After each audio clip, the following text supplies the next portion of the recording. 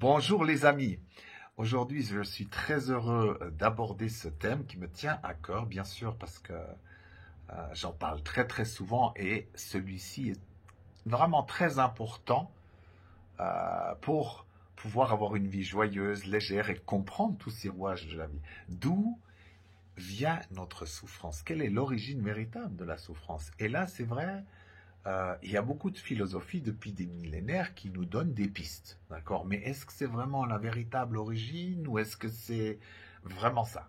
Alors, on va dire, une des plus connues, des visions les plus connues, c'est celle où notre mental serait le responsable de toutes nos souffrances. Nos pensées négatives créent des événements négatifs, donc elle est source de nos maux. Mais si on regarde bien, d'accord? C'est un peu si je comparais avec le corps physique, hein, pour bien comprendre. Ok, on a un corps physique, un corps émotionnel, un corps mental, un corps causal, un corps archétypal, atmique, etc., etc. On a beaucoup de corps. Mais ceux qui posent problème, on va dire, ou on devrait dire ceux que nous allons particulièrement expérimenter, travailler, transformer, ce sont le corps physique, le corps émotionnel et le corps mental. D'accord? Maintenant, en imaginant que mon mental est le responsable, donc je devrais pouvoir transposer à mon corps physique. Ok. C'est comme si je dis, tiens, j'ai le cancer maintenant qui s'est déclaré, terrible, c'est la faute de mon corps. Oui, bien, si je dis ça, à la rigueur, ça va certainement vous surprendre, dire, mais non, mon corps fait bien son travail, il fait juste son travail. D'accord? Il fait toujours son travail. Il a une intelligence pure. Donc, s'il y a un cancer, d'où ça vient? Alors, bien sûr, si on a une vision purement rationnelle, cartésienne, matérialiste, on va rester enfermé. Ah bah oui, c'est parce que tu as mal mangé. C'est parce que ça vient de la famille. Tout le monde a cette maladie, etc., etc. Donc, ça aussi, il faut vraiment qu'on regarde de plus près en se disant, OK. Maintenant, pour la plupart qui me regarderont là, ils se disent déjà, OK, il y a une autre origine. Mais laquelle? Laquelle? Est-ce que mes pensées sont responsables ou est-ce qu'elles sont l'expression de quelque chose de plus profond? Point d'interrogation. Pour d'autres encore, dans d'autres visions, c'est la peur. La peur est à l'origine de la séparation d'avec notre âme, avec le divin. Et c'est aussi l'origine de nos peurs. L'origine, pardon, de nos souffrances.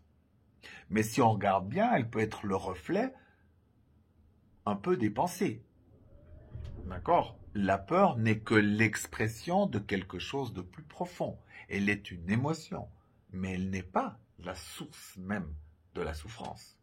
Donc finalement, si on regarde pensée, émotion, corps, finalement, on ne s'y retrouve pas parce que finalement, tous ces états-là sont en train de refléter quelque chose. Ils sont en train d'exprimer quelque chose qui se trouve à un niveau plus profond. Donc, on a besoin d'une compréhension plus profonde. Qui est la source?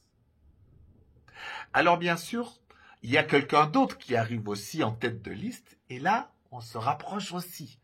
On se dit, tiens, oui, mais l'ego est la source de tous nos maux. Oui, c'est vrai. Mais c'est vrai aussi qu'il ne faut pas le culpabiliser comme étant la bête noire, puisque sur Terre, nous sommes venus expérimenter notre ego complètement distordu, parce qu'à l'origine, ce n'était pas ainsi, d'accord? Là, on l'expérimente coupé, vraiment un ego coupé du monde spirituel, de notre âme, de notre source. Donc, du coup, oui, il est à l'origine, mais encore, c'est pas suffisant. C'est pas suffisant parce que quand on voit parfois certaines pensées, si je prends par exemple à l'intérieur de moi, j'entends des fois, j'ai l'impression d'être presque sur un banc d'école en disant non mais oh pourquoi j'ai l'impression toujours d'être nul, d'être moins bon que les autres, de rien savoir, d'accord? Je me dis cette voix doit être autre chose. Pourtant elle engendre la souffrance en moi. Alors bien sûr, on a besoin d'avoir une vision complète, nouveau, comme je le dis presque dans chaque vidéo, parce que sans cette vision à chaque fois complète, on se perd. Mais comme nous sommes composés d'une multitude d'aspects intérieurs, facettes, côtés, eh bien, on va voir qui vraiment est à la source. Je reviens à cette fameuse pensée d'avant. Ok? J'imagine. J'ai cette pensée négative dans ma tête, d'accord? Donc mon mental fait son rôle. Il est l'expression des pensées, des concepts, des fantasmes, des couleurs. Donc il ne fait que exprimer quelque chose de profond qui, là, en l'occurrence, est mon enfant. Vous voyez, donc, la source de nos souffrances devient, en somme, chaque facette à l'intérieur de nous qui est en déséquilibre, qui est immature, mais cette fois-ci inspirée par l'ego. Donc il y a cette association des deux qu'il y a besoin de faire pour pouvoir comprendre l'origine véritable des souffrances. Et c'est très très important. Ça, c'est notre avenir. C'est qu'on va de plus en plus travailler comme ça parce qu'on a besoin de savoir d'où viennent ces pensées, d'où viennent ces émotions. Je m'explique. Je prends une situation, d'accord? Dans une journée, admettons, je me lève ce matin triste, déprimé. J'ai pas envie, j'ai plus envie de vivre. Je me dis non, à quoi bon? À quoi bon tout ça? On s'en sortira pas, l'humanité, on n'y arrivera pas. Les forces en jeu sont trop grandes, ok? Donc à l'intérieur, j'ai ce genre de pensée, ok? Maintenant, je me dis tiens, c'est une émotion de tristesse aussi. Pensée, tristesse dans mon corps, je sens bien ça fait comme ça. Je me sens lourd, fatigué. Donc j'ai l'expression de quelque chose d'intérieur jusque dans mon corps physique. Mais la source n'est pas mon corps, la source n'est non plus pas mon émotion, la source n'est pas non plus mes pensées, bien que, pour être dans l'absolu, elle est quand même source de mes mots, mais ce n'est pas l'origine, d'accord? Puisque il faut être juste. Donc je reviens à cette facette, mais qui pense comme ça? Et là, je me rends compte, je vous le dis parce que ça m'est arrivé quand même plusieurs fois à travers cette crise, où j'avais plus envie. Et puis là, je vois, en somme, c'était plus mon enseignant à l'intérieur, la facette enseignante à l'intérieur de moi, qui, bien sûr, enseigne des choses pour justement s'éveiller, sortir, se guérir des blessures, oser ses potentiels. Et tout ça n'a de sens que si sur cette planète, les choses évoluent. Parce que si on va vers notre fin droit dans le mur, il y a un côté désespoir où je me dis, mais à quoi bon? Vous voyez, l'origine véritable à ce moment-là de ma souffrance vient de cette facette-là. D'accord? Et, bien sûr, elle est, comment dire, elle est pour l'instant encore alimentée par mon ego en disant, oui, mais tu as raison, arrête de faire tout ça, ça vaut pas la peine. Reste tranquillement chez toi. D'accord? Alors la souffrance s'accentue. Mais par exemple, si j'en ai conscience, le problème c'est ça, c'est que souvent on n'a pas conscience de tout ça. On a un bribe d'une pensée ou une émotion furtive, on a rarement tout le dessin. Et on a besoin d'avoir tout ce dessin, non pas avec de l'analyse en se prenant la tête toute la journée, mais avec la conscience qui voit. Je dis souvent, comment dire, l'analyse vient tout au bout quand la conscience est là, non pas l'inverse, parce qu'il y a des gens qui analysent toute la journée et du coup on se rend malade. Donc le but est d'en prendre conscience. D'accord? Donc, après, il y a l'action, parce que d'en prendre conscience ne va pas libérer de la souffrance, mais de dire, tiens, j'ai une blessure, donc ça veut dire que mon enseignant, finalement, n'a pas confiance en lui, n'a pas confiance en la vie. Donc, il faut que j'aille vers lui. Mais pas en le verrouillant. D'abord, l'enseignant va parler en moi. Je vais le laisser émerger, même si, admettons, il a de la colère. Oui, c'est quoi ce monde? Je n'en veux plus, je veux tout détruire, voilà, que tout pète. Ça arrive, hein, dans nos facettes qu'on est comme ça. Je vais pas le dire là, dans la rue, mais peut-être à un ami, j'ai dit, laisse-moi exprimer le désespoir de mon enseignant. Ou à moi-même, devant le miroir, des fois je fais, j'en ai marre, je veux pas que ce soit comme ça. L'honnêteté, l'authenticité, parce que avant d'aller vers autre chose, j'ai besoin d'exprimer l'émotion avec le corps et avec mes pensées pour me libérer de ces fameuses pensées alourdissantes, difficiles, comme des émotions lourdes, et puis aussi libérer le corps. Donc du coup, je guéris peu à peu cette facette en osant l'exprimer. Et puis en osant aussi lui répondre en disant, je comprends vraiment ce que tu vis. Je serai comme toi aussi. Mais courage, courage, regarde, il y a des gens qui utilisent ce que tu dis. Il y a des gens qui trouvent ça bien, qui arrivent eux-mêmes aussi à se réveiller, qui trouvent ça inspirant. D'accord, j'encourage mon enseignant après avoir sorti un peu la tornade. Et du coup, cette fameuse souffrance m'aide à retrouver, à retourner vers moi, dans une partie de moi qui est à l'origine des souffrances.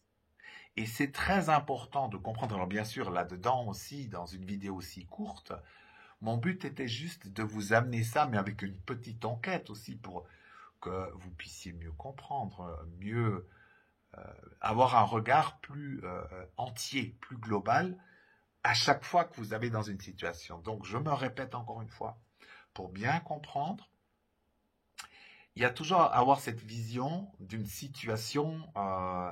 Je vais prendre une situation précise. C'est purement fictif cette fois-ci, d'accord? Je suis à la cuisine avec, je sais pas, avec mon frère.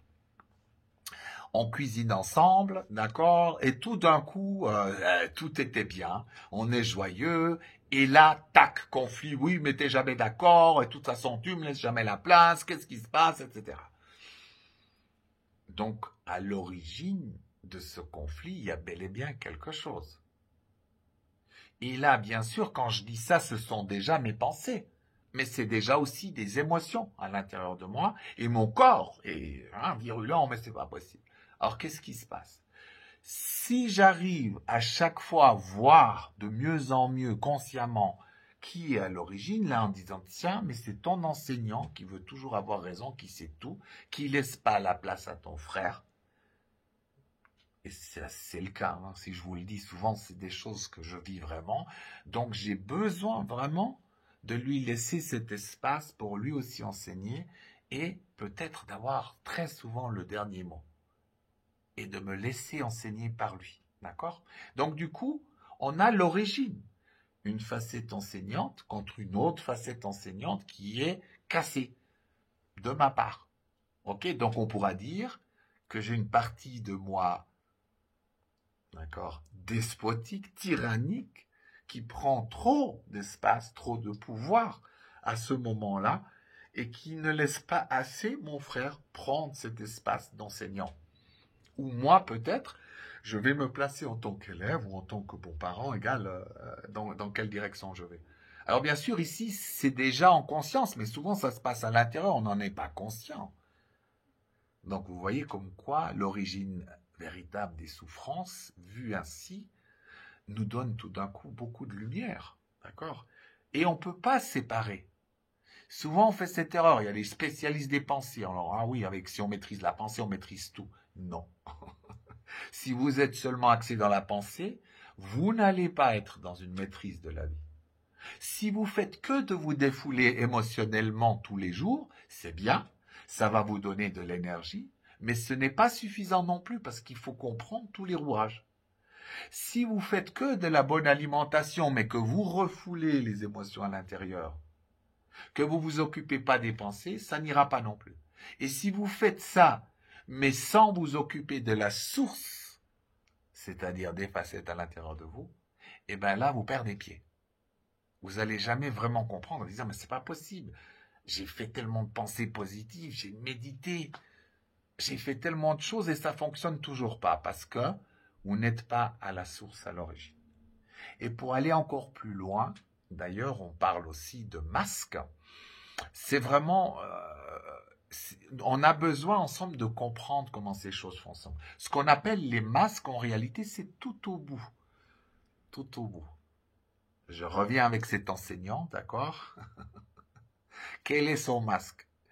L'enseignant est une facette magnifique qu'on peut avoir s'il est posé juste au bon moment et en équilibre avec la situation et avec les autres. Si c'est pas bien fait pour des raisons XY, parce que ma blessure à moi, c'est de n'avoir pas été suffisamment reconnu. D'accord? Maintenant, par mes parents à l'époque, bien sûr, parce que maintenant, je suis vraiment gâté. hein, et je ne peux pas me plaindre là-dessus puisque j'ai beaucoup de reconnaissance de beaucoup de monde si je regarde. Mais la blessure, elle est là. Donc le masque, le fameux dont je vous parle, c'est l'ego qui va dire, ah ben non, montre-lui que tu sais quand même mieux.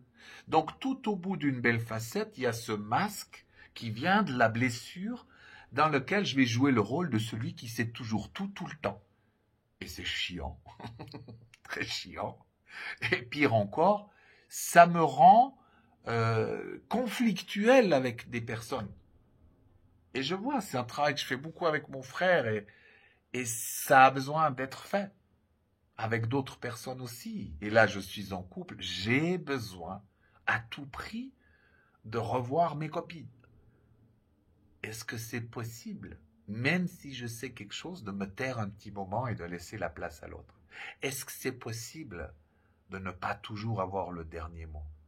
Est-ce que c'est possible, même si je suis un spécialiste d'un domaine, de me dire, mais tiens, mais tu as déjà assez dit, tu viens de faire 10 conférences à suivre.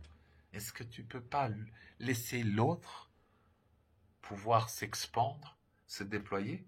Vous voyez, là aussi, il s'agit bel et bien d'amour. Comment ça se fait que parfois, on n'arrive pas, on ne veut pas voir ces choses-là? Alors bien sûr, j'ai un peu dérapé dans l'origine de la souffrance, mais toutes ces choses que je vous dis là, elles sont bien à l'origine de la souffrance que je vous dis là. De celle de mon frère à la rigueur, de celle de ma compagne ou de mes frères de cœur et mes sœurs de cœur, mais aussi